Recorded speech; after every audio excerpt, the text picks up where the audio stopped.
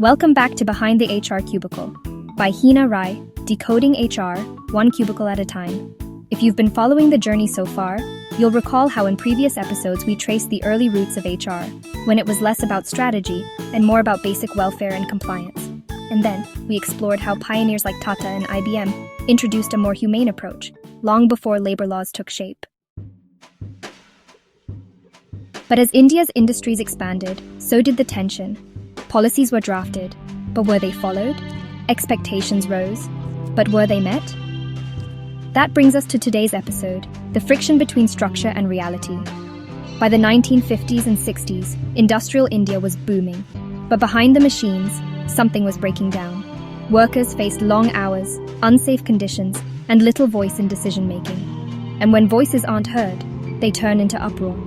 Strikes became a symbol of resistance. Lockouts became the management's answer. Between the two, productivity stalled, reputations suffered, and the economy lost millions of workdays every year. And amidst all this unrest stood HR, not just enforcing policies but navigating crises hour by hour, case by case.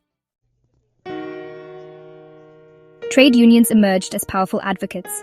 For many workers, they were the only channel to express frustration, negotiate wages, and demand dignity. But not every negotiation stayed at the table. Many spilled onto the streets. At times, unions protected workers from exploitation. At others, they became battlegrounds of political and economic agendas. In HR was caught between compliance, compassion, and corporate pressure. As the global economy tightened its grip, performance metrics became non-negotiable. Organizations wanted results, speed, efficiency. But what they often ignored was emotional exhaustion, fear of retaliation, and burnout.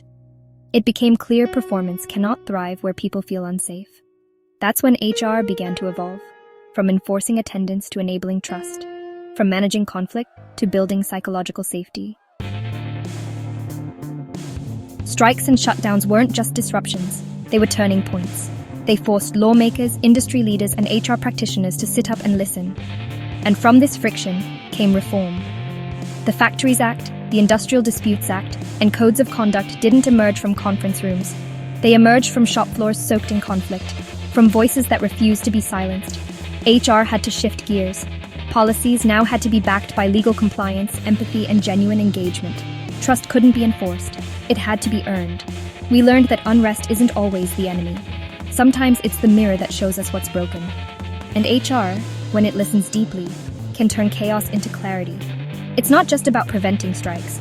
It's about understanding why they happen and building a system where conflict gives way to conversation. In our next episode, we'll examine real-life case studies of industrial unrest that forced industries and governments to take action. We'll explore how these events directly contributed to the creation of landmark frameworks like the Industrial Disputes Act, Factories Act, and various other acts that govern workplaces even today. Until then, stay connected, stay curious, and remember, behind every policy lies an untold story that made it necessary. See you next time on Behind the HR Cubicle by Heena Rai, decoding HR, one cubicle at a time.